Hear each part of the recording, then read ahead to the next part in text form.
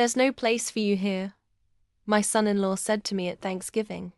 The next day, I ruined their life. When you raise a child with love, feed them with your sweat, and clothe them with your dignity, never in your wildest dreams do you imagine the day they'll toss you out like old furniture.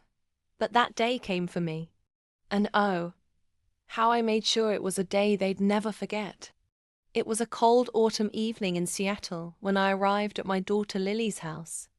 I baked her favorite apple pie and brought a handmade sweater for my son-in-law, Greg. But when I stepped through the door, Greg's expression curdled like spoiled milk. "There's no room or food for you here. Leave now," he snapped.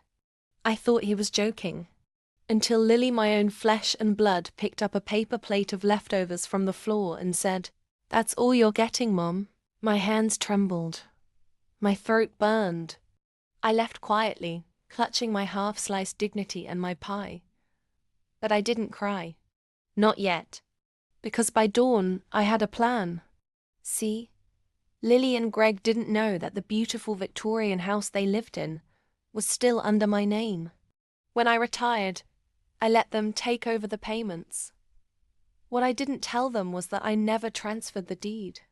They were living rent-free in my home. So that morning, I called my lawyer, Mr. Phillips. "I'd like to sell my property," I said.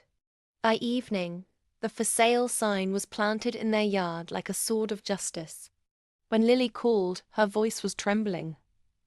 "Mom, what is this? You can't sell our house." "Oh, darling," I said sweetly. "You mean my house?"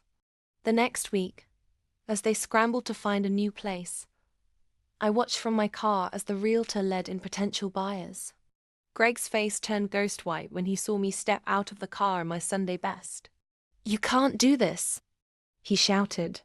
I smiled. "You told me there was no room for me here.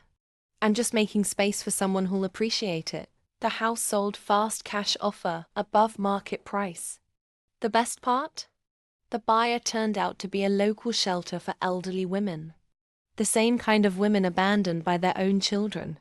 The day Lily and Greg moved out, they passed the new residents women my age, smiling warmly, grateful for a home. Lily's eyes filled with tears.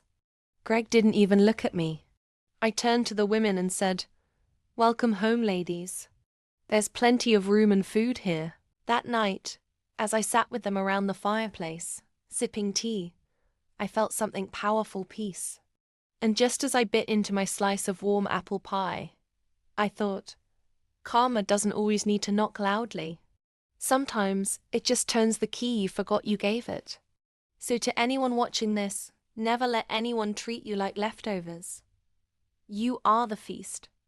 And remember, revenge doesn't always come with anger. If you loved this twist of poetic justice, hit that subscribe button now.